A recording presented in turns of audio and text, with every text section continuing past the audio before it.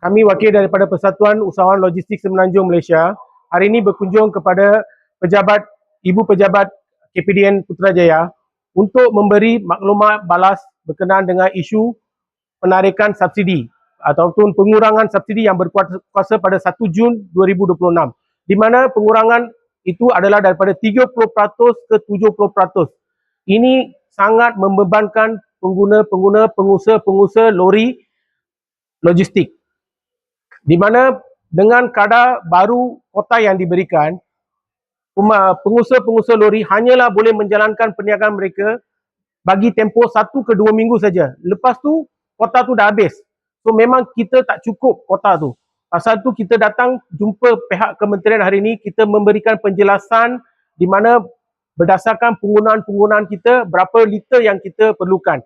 So kita minta pihak kementerian menangguhkan kota baru ni, bagi kota yang asal balik dan buat penelitian. Terdapat juga ralat dalam pemberian kota, di mana contohnya lori 1 tan boleh dapat 1,800 liter, tapi lori 10 tan pula dapat 1,200 liter saja.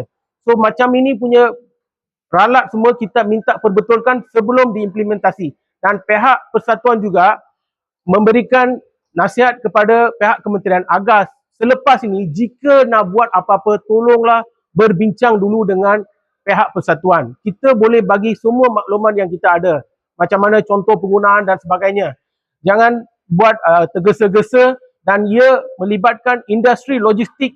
Kalau harga barangan naik, pengguna juga akan terkesan.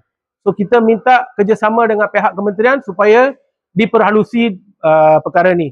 Dan pihak kementerian hari ini telah berjumpa dengan pihak persatuan dan memberikan masa lebih kurang dalam seminggu, mereka akan bagikan satu jawapan yang baik, yang munasabah untuk pengusaha-pengusaha lori. Itu saja.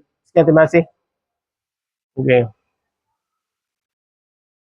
Vanakkam, nama வந்து Persatuan Usahawan Semenanjung